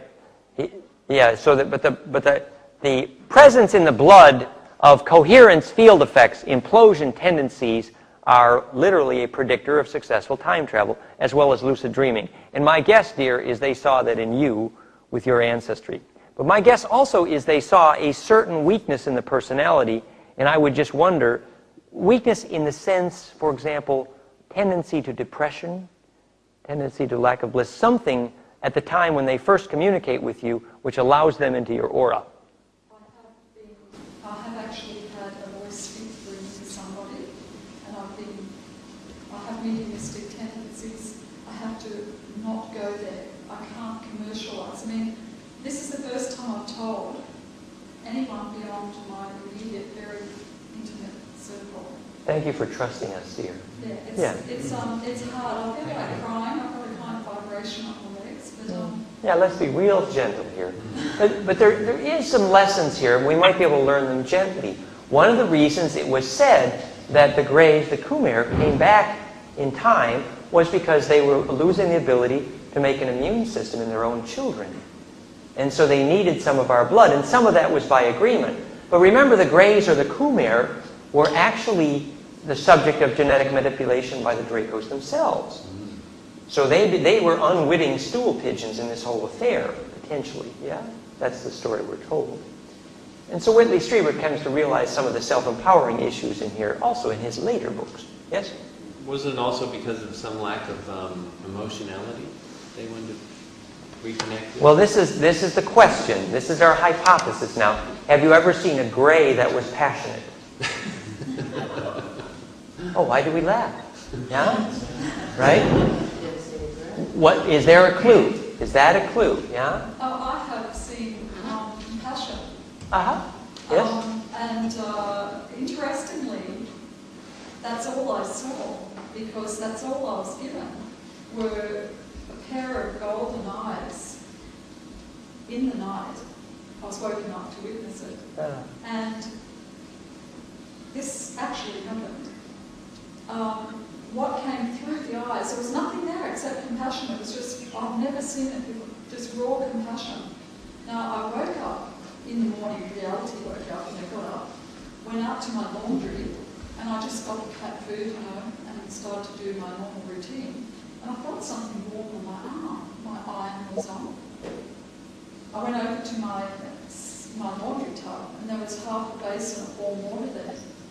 No one had been up, no one had been around.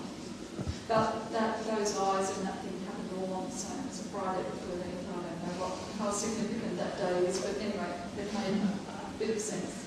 You could have been chosen well in the there's a movie, The Three Witches of Eastwick, and all this. No, you could do a very good job, dear. Can I ask you a question about Montauk? Montauk, right. How do you spell it? Montauk. Montauk.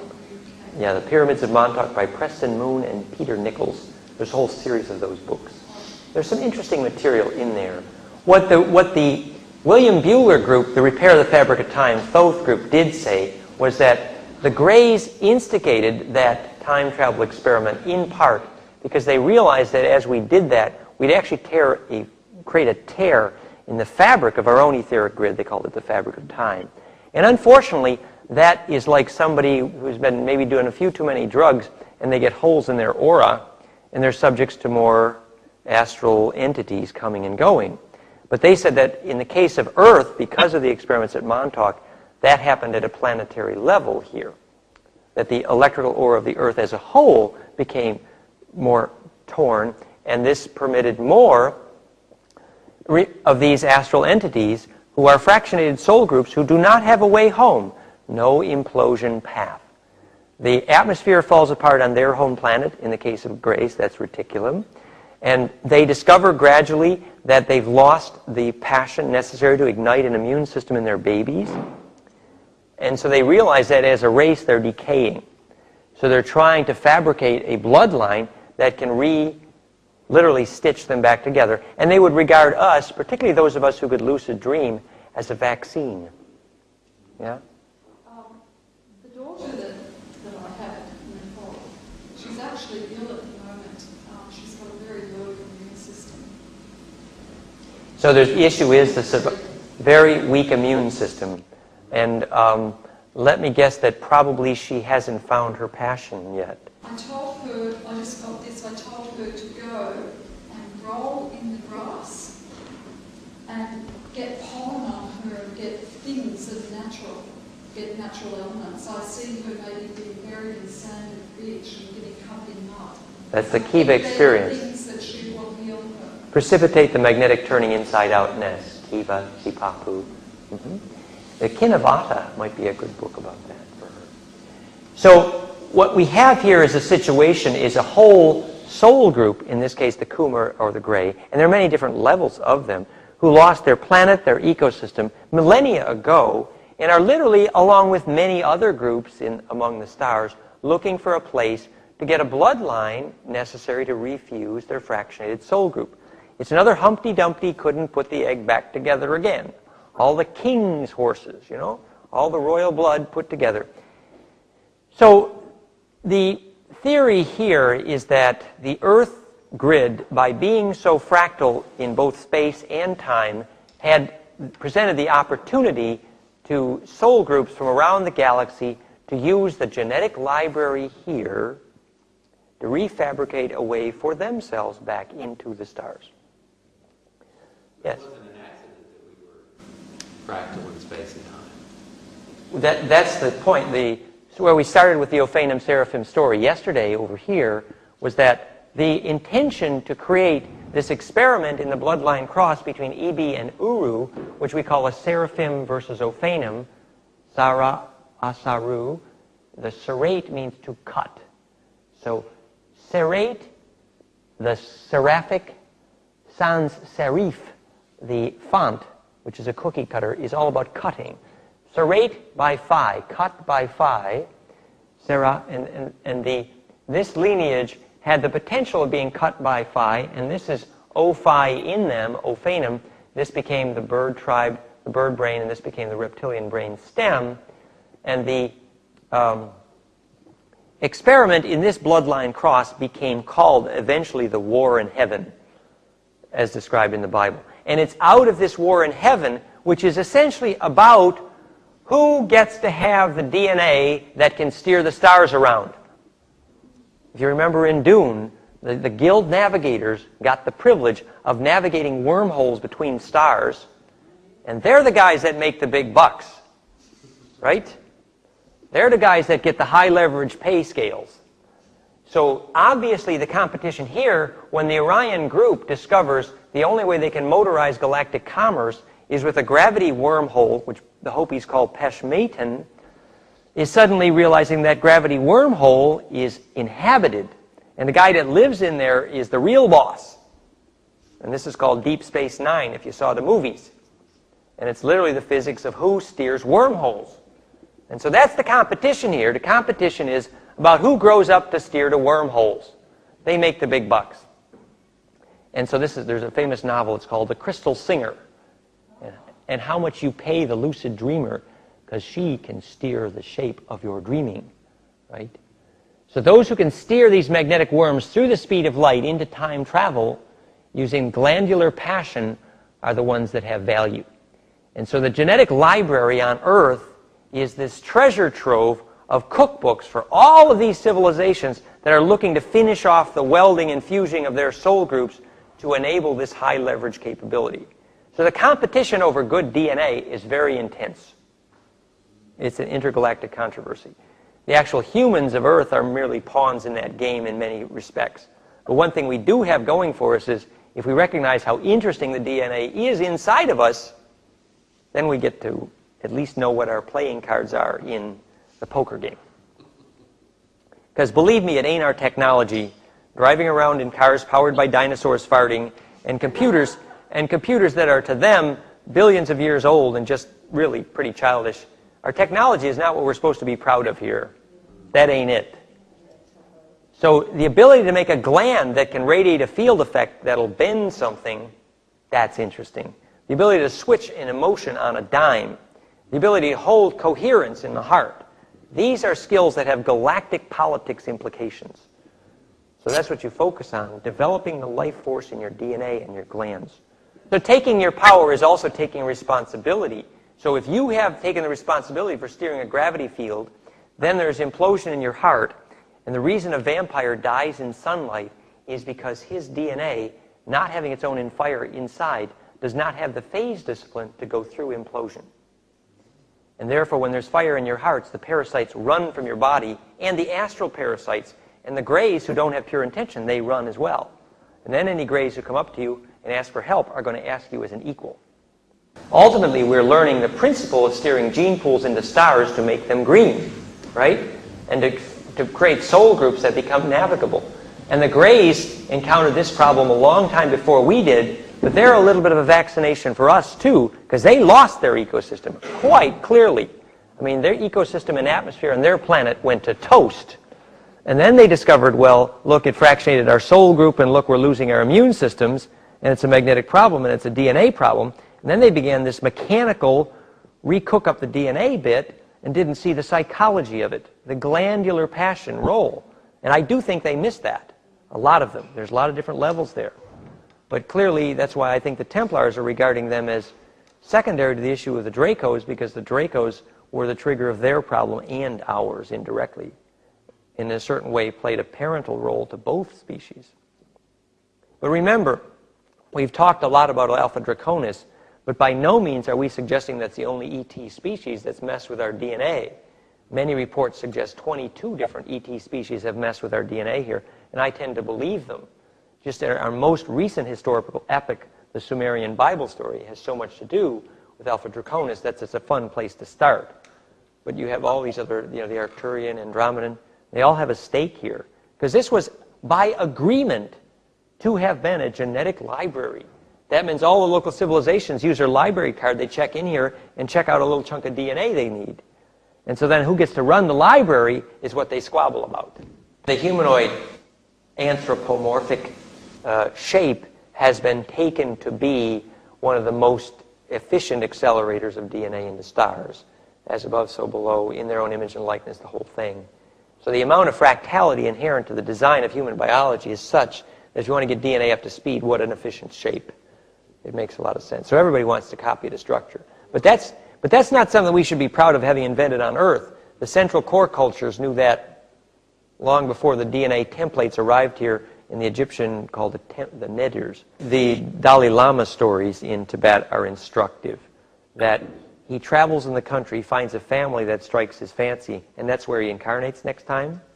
And the whole country comes to worship whoever can prove that their memory line is continuous. So that's the royal blood is by definition the one who can remember past lives. What's the physics? It's DNA that can compress well.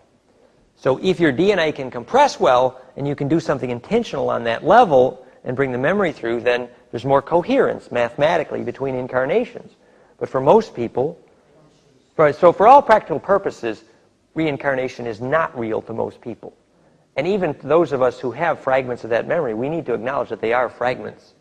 When you drop a purple ink through a straw into water, and it forms a beautiful purple donut in the water, and then as it decays, you see 7 smaller purple donuts form in the water, if the water is laminar sacred. The 7 smaller purple donuts will be at the tilt angles of the 7 spins of the tetrahedron in the water. That's the way the Reverend Mothers explained to me the physics of why, after every incarnation, 7 will incarnate the memory for the next incarnation. And if it's a great incarnation, it'll be 7 times 7. But they said that typically only 1 will actually accept the soul mission, the purpose. The concept here is from Education of Oversoul 7 by Jane Roberts, that the evolution of souls has some coherence to the extent that our emotions are coherent enough to steer our DNA. Reverend Mothers. Like the Ben Gesserit. See? Very good. We have a clue. Then why don't you say who the Bene Gesserit were? The order of witches from Dune that were able to speak in power language and had this whole order that was Thousands of years old, and that the Hive Queen was a telepath. And they used to track the evolution of bloodlines so they would be aware where the next avatar was going to erupt like a volcano from the bloodline. So they were actually tracking these bloodlines and planning these incarnations. So they're crossing Harkonnen, who's half Borg, with the Reverend Mother in order to make an avatar, Muad'Dib, right? So here you have Enlil gets crossed with, Enki's mother is father. Enki's father's half machine, An, and his mother is a winged dragon. So they're planting these crosses of bloodline. They're called the Reverend Mothers. Why did I mention the Reverend Mothers telling me? Well, when I moved into western New York, on the shores of Lake Erie, Erie means nest for eagles, the Erie. It's just above Cleveland, where the land is cleaved. Long story. So I settled in there, and I met this group of women who had one thing in common. They all claimed to remember their incarnation with Jesus in the time of the Essenes. Now, if you read back in my story here, we're saying the Essene story is the refugees from Akhenaten. But in any case, this group of women was tracking bloodlines and memory lines. And they began doing ritual in Pennsylvania. And it was them that actually taught me about that eagle star morph you saw. Remember we animated the eagle on the face in Pennsylvania? Well, the Reverend Mothers and we would charter a bus. And we'd go down there and do these powerful rituals on this land in Pennsylvania. And our assigned task at that point was to assume the threads of the bloodline of the royal family, the Moggs, where the Masons went into what's called the women in the wilderness. It was a conscious knowledge that the treasure of Akhenaten, which is the treasure of the temple of the soul of man, Solomon, which became the wealth of the Templars, came to North America. Later we learn in more detail in the book Pandora's Box through King Louis XVI, who changed his name, Daniel Peseur, the Rockefeller stories, Tryon, North Carolina, the whole shtick. And so here you have Henry Sinclair, Holy Grail across the Atlantic. His kids come down and inhabit Pennsylvania. And here you have the descendants of Merline, the red-haired Cherokee. They come up the spine of the eagle. And then here you have the story of Pandora's Box and Daniel Peseur and the origins of the Rockefellers and the Railroad Cartel coming from Tryon. And they all converge in this area called the Keystone State, which is Pennsylvania. Now, Pennsylvania is on a green beryl tectonic plate, which is literally a green stone. It's a cup. The cup is the Georgian Bay, which if you look backwards in time, you see it is the center of the cup of when the tectonic plates were Pangea, which is the tectonic plates do this. Here's the tectonic plates. They go shoop into a fetus, and then they go shoop, and they unfold again. And when they go shoop into a fetus, it's called Pangea or Pangaea, and it looks like a baby. The continents do this.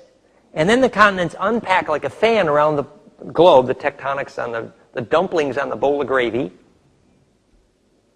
And so what happens is the tectonic plates unpack and pack.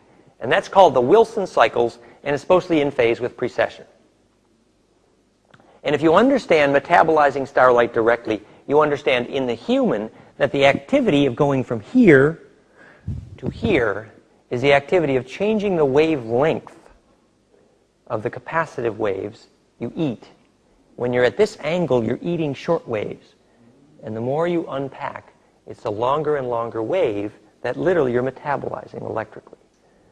So maturity, the ability to be weaned and metabolize starlight directly, happens on an individual level as one human being learns digestion and then learns to digest gravity. And then it happens on a planetary scale as well. This is a, for what it's worth, story from the Reverend Mothers.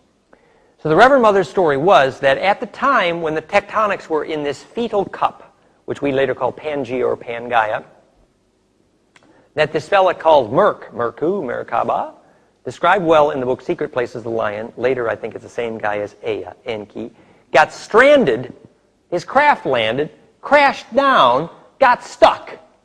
Oops. And so basically, this is another way of understanding, the soul group got fractionated here, like our DNA is losing it. It's getting slower and slower, and the last planet we can finally start navigate to before our DNA slows down altogether is Earth, named after Ea. Okay? And what did they do when they got here? They set up 6 capacitors in a hex, which is the flower of life and the flag of the Dracos and the flag of Israel. And those capacitors in a hexagram were designed specifically to create a charge field which would prevent cellular aging. And that physics was called the Garden of Eden, E-D-I-N, which means spaceport. And to be booted out of the Garden of Eden means you were dumped out of the capacitive field and you'd start to get old. Which, if your DNA is decaying, fallen, Nephilim, that's a problem. So anyway, the story about the Reverend Mothers was that the original, oldest undisturbed memory exists in that Beryl greenstone tectonic. And if you talk about this to a archaeological or a geological person, you call it the Ontario Shield, which is a Beryl tectonic plate. And an old greenstone. And it supposedly has the oldest biologically undisturbed memories on the planet. The Reverend Mother said, this is another for what it's worth. The Reverend Mother said, remember you saw the star map of the eagle on the state? There's a river, the Susquehanna, that goes from the snake to the birds, right? And the serpent feeds the eagle, and Quetzalcoatl returns. Well, the story was that the juices up the spine would change direction. And the story was that the green stone, the Beryl tectonic, was going to be the cup that runneth over. And there was to be a tilt. And then that river would change direction. And you'd have Kundalini for the tectonic. Anyway, this was part of the story, the mythology, which the Reverend Mother said was responsible for how the fractionated gene pool would inhabit the star map, get the group bliss, and refuse the soul group, and re-inhabit the stars. This was called the Eagle's Gift. Well, this group, when they got together, it was like kibitzing them on midden ants. And I remember once we would sit on the shores of San Francisco Bay talking about growing up with the Jesus, which I think is the Tutankhamun family, like you were aunts and uncles. It was like kibitzing. It was a scream.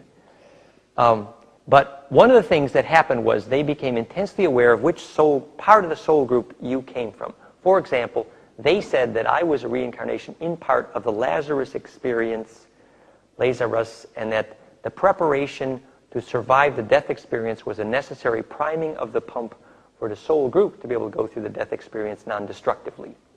And they said Lazarus was a bossy uncle of Magdalene who got angry and skipped town and set up a house of prostitution which earned big bucks, which became part of the Magdalene Templar wealth. And this is quite a story.